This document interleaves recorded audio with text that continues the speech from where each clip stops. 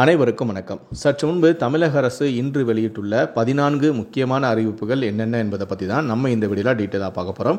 So முடிந்தளவுக்கு இந்த வீடியோவை skip பண்ணாமல் முழுமையாக பாருங்கள். இந்த வீடியோக்குள்ளே போகிறதுக்கு முன்னாடி இந்த வீடியோக்கு ஒரு லைக் பட்டனை ப்ரெஸ் பண்ணிடுங்க. நீங்கள் இதுவரைக்கான சேனலை சப்ஸ்கிரைப் பண்ணாமல் இருந்தீங்கன்னா மறக்காமல் சப்ஸ்கிரைப் பண்ணிக்கோங்க. கூடவே அந்த பெல் சிம்லையும் மறக்காமல் கிளிக் பண்ணிக்கோங்க. சரி, வாங்க இப்போ நாம் வீடியோக்குள்ளே போகலாம். முதல் அறிவிப்பு. மே 1ஆம் தேதியான இன்று தொழிலாளர் தினத்தை முன்னிட்டு தமிழ்நாடு முழுவதும் உள்ள அனைத்து டாஸ்மாக் மதுபான சில்லறை விற்பனை கடைகள், பார்கள், நட்சத்திர ஹோட்டல் பார்களை மூட உத்தரவிடப்பட்டு உள்ளது. மேலும் இன்றைய தினத்தில் விதிகளுக்கு மாறாக மது விற்பனை ஏதும் செய்யப்பட்டால் கடுமையான நடவடிக்கை எடுக்கப்படும் எனவும் டாஸ்மாக் கடை ஊழியர்களுக்கு எச்சரிக்கையும் விடப்பட்டுள்ளது. இரண்டாவது அறிவிப்பு. ஏடிஎம்மில் ஒரு மாதத்தில் 5 முறைக்கு மேல் பணம் எடுத்தால் வசூலிக்கப்படும் கட்டணத்தை 21 ரூபாயிலிருந்து 23 ரூபாயாக உயர்த்தி இந்திய ரிசர்வ் வங்கி அறிவித்தது. இந்த அறிவிப்பு இன்று முதல் 1/5/2025 முதல் அமலுக்கும் வருகிறது. 5 முறைக்கு மேல் மேற்கொள்ளப்படும் ஒவ்வொரு பரிவர்த்தனைக்கும் 23 ரூபாய் கட்டணம் பிடிக்கப்படும். மூன்றாவது அறிவிப்பு. தொழிலாளர் தினத்தை முன்னிட்டு தமிழகம் முழுவதும் உள்ள அனைத்து கிராம ஊராட்சிகளிலும் இன்று வியாழக்கிழமை கிராம சபை கூட்டம் நடைபெற உள்ளது. இக்கிராம சபை கூட்டத்தில் கிராம ஊராட்சி மற்றும் பொதுநிதி செலவீனம் குறித்து விவாதித்தல், இணையவழி மனைப்பிரிவு மற்றும் கட்டட அனுமதி வழங்குதல், சுய சான்றிதழை அடிப்படையாக கொண்டு கட்டிட அனுமதி பெறுதல், வரி மற்றும் வரியில்லா வருவாய் இனங்களை இணையவழி செலுத்துவதை உறுதிப்படுத்துதல் குறித்து விவாதிக்கப்படவும் உள்ளது. நான்காவது அறிவிப்பு. மத்திய அரசு சாதிவாரி மக்கள் தொகை கணக்கெடுப்பு நடத்த முடிவும் செய்துள்ளது. இது பொதுமக்கள் தொகை கணக்கெடுப்புடன் சேர்த்து நடத்தப்படும் எனவும் அறிவித்துள்ளது. ஐந்தாவது அறிவிப்பு. மகளிர் காவலர்களின் நலத்தினை கருத்தில் கொண்டு குழந்தைகளுக்கு பாலூட்டும் தாய்மார்களான பெண் காவல் பணியாளர்களுக்கு சுலபமான நிர்ணயம் செய்யப்பட்ட பணி நேரம் வழங்குவதற்கு அனுமதி அளிக்கப்படும். பேறுகாலத்தில் இருக்கும் பெண் காவலர்கள் காக்கி நிற சேலை அணியும் போது தோள்பட்டையில் அவர்களின் பதவியை குறிக்கும் பட்டையை அணிய அனுமதி அளிக்கப்படும். பேரவையில் முதலமைச்சரான மு.க.ஸ்டாலின் அறிவிப்பு. மேலும் சென்னை, கோவை, கீழடி உட்பட தமிழகம் முழுவதும் 16 புதிய காவல் நிலையங்கள் உருவாக்கப்படும் எனவும் 280 இன்ஸ்பெக்டர்கள் பணியிடங்கள் உருவாக்கி எஸ்ஐ தலைமையிலான காவல் நிலையங்கள் தரம் உயர்த்தப்படும் என்றும் சட்டப்பேரவையில் முதலமைச்சரான மு.க.ஸ்டாலின் அறிவித்திருக்கிறார். ஆறாவது அறிவிப்பு. மருத்துவ படிப்புகளில் சேருவதற்கான 2025ஆம் ஆண்டு இளநிலை நீட் தேர்வுக்கான நுழைவுச்சீட்டை ஹால் டிக்கெட்டை தேசிய தேர்வு முகமை இணையதளத்தில் வெளியிட்டுள்ளது. இந்த ஆண்டு மே மாதம் 4ஆம் தேதி மதியம் 2 மணி முதல் மாலை 5 மணி வரை இந்த தேர்வு நடைபெற இருக்கிறது. இந்தியா மற்றும் வெளிநாடுகளில் 566 நகரங்களில் இந்த தேர்வு நடத்தப்படுகிறது. தேர்வுக்கு விண்ணப்பித்த மாணவர்கள் இப்போது தங்களது நுழைவுச்சீட்டுகளை அதிகாரப்பூர்வ இணையதளமான neet.nta.nic.in என்ற இணையதளத்திற்கு சென்று பதிவிறக்கம் செய்யலாம். ஏழாவது அறிவிப்பு. சென்னையில் மே மாதம் 2ஆம் தேதி முதல் கூடுதல் புறநகர் ஏசி ரயில் சேவை இயக்கப்பட உள்ளது. காலை 6:50 மணிக்கு தாம்பரத்திலிருந்து புறப்படும் ஏசி ரயிலானது 7:35 மணிக்கு செங்கல்பட்டை சென்றடையும். காலை 7:50க்கு செங்கல்பட்டில் புறப்படும் ஏசி மின்சார ரயிலானது காலை 9:25 மணிக்கு கடற்கரையை சென்றடையும். பகல் 1 மணிக்கு தாம்பரத்திலிருந்து புறப்படும் ஏசி ரயிலானது மின்சார ரயிலானது 1:55க்கு கடற்கரையை வந்தடையும். எட்டாவது அறிவிப்பு.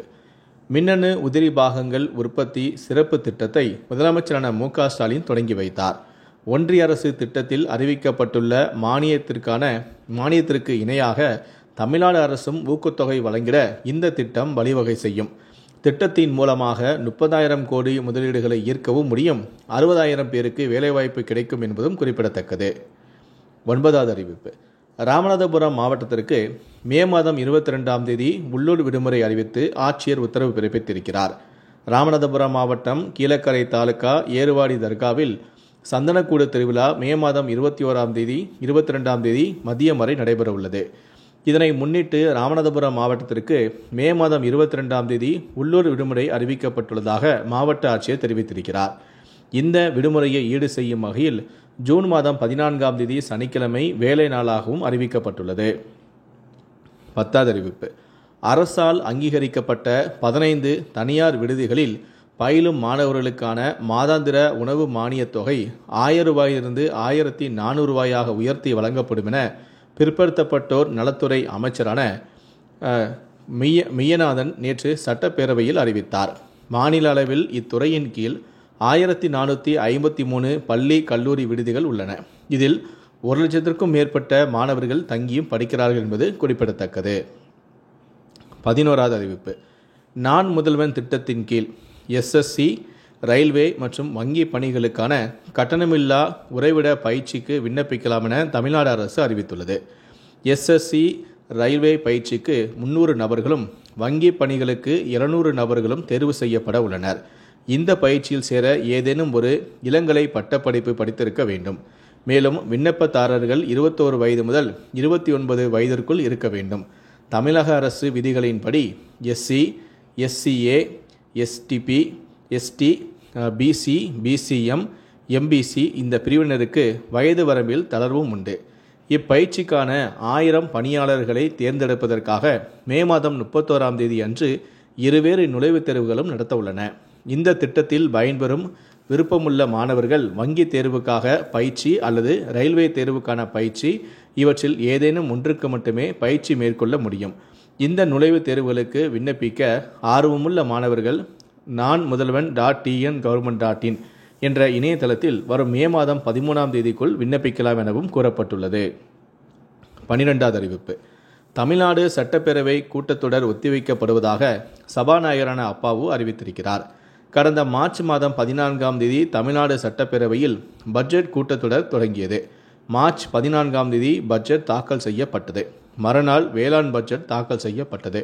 மார்ச் 17இல் நிதிநிலை அறிக்கையும் மீதான விவாதமும் 24ஆம் தேதி முதல் மானிய கோரிக்கை மீதான விவாதமும் நடைபெற்றது. இந்த நிலையில்தான் தமிழ்நாடு சட்டப்பேரவை தேதி குறிப்பிடாமல் சபாநாயகரான அப்பாவு ஒத்திவைத்தார். 13வது அறிவிப்பு. 1/5/2025 வியாழக்கிழமை உழைப்பாளர் தினம், 2ஆம் தேதி வெள்ளிக்கிழமை முகூர்த்தம், 3ஆம் தேதி சனிக்கிழமை மற்றும் 4ஆம் தேதி ஞாயிற்றுக்கிழமை வார விடுமுறை நாட்களை முன்னிட்டு சென்னையிலிருந்தும் இதர இடங்களிலிருந்தும் மற்றும் பிற இடங்களிலிருந்தும் கூடுதலாக சிறப்பு பேருந்துகள் இயக்க திட்டமிடப்பட்டும் உள்ளது. சென்னை கீழம்பாக்கத்திலிருந்து திருவண்ணாமலை, திருச்சிக்கு வெள்ளிக்கிழமை மற்றும் சனிக்கிழமை 375 பேருந்துகளும் இயக்க திட்டமிடப்பட்டும் உள்ளது. சென்னை கோயம்பேட்டிலிருந்து திருவண்ணாமலை, நாகை, வேளாங்கண்ணி, ஓசூர், பெங்களூர் ஆகிய இடங்களுக்கு வெள்ளிக்கிழமை மற்றும் சனிக்கிழமை 90 பேருந்துகளும் மேற்கூறிய இடங்களிலிருந்து இயக்க திட்டமிடப்பட்டும் உள்ளது. மற்றும் பெங்களூரு, திருப்பூர், ஈரோடு மற்றும் கோயம்புத்தூர் ஆகிய இடங்களிலிருந்தும் பல்வேறு இடங்களுக்கும் 250 சிறப்பு பேருந்துகளும் இயக்க திட்டமிடப்பட்டும் உள்ளது. மாதவரத்திலிருந்து 1/5/2025 முதல் 3/5/2025 வரை 24 பேருந்துகளும் சிறப்பு பேருந்துகள் இயக்கப்படுகிறது. மேலும் ஞாயிறு அன்று சொந்த ஊர்களிலிருந்து சென்னை மற்றும் பெங்களூரு திரும்ப வசதியாக பயணிகளின் தேவைக்கு ஏற்ப அனைத்து இடங்களிலிருந்தும் 215 சிறப்பு பேருந்துகள் இயக்க திட்டமிடப்பட்டும் உள்ளது. கடைசியாக 14வது அறிவிப்பு. பள்ளிகளில் குழந்தைகளுக்கு எதிரான பாலியல் துன்புறுத்தல் சம்பவங்களை தடுப்பதற்கும் மாணவர்களை பாதுகாப்பதற்கும் அரசு வழங்கியுள்ள நிலையான வழிகாட்டுதல் நெறிமுறைகளை கட்டாயம் கடைபிடிக்க வேண்டும் என பள்ளி கல்வித்துறை உத்தரவிட்டுள்ளது.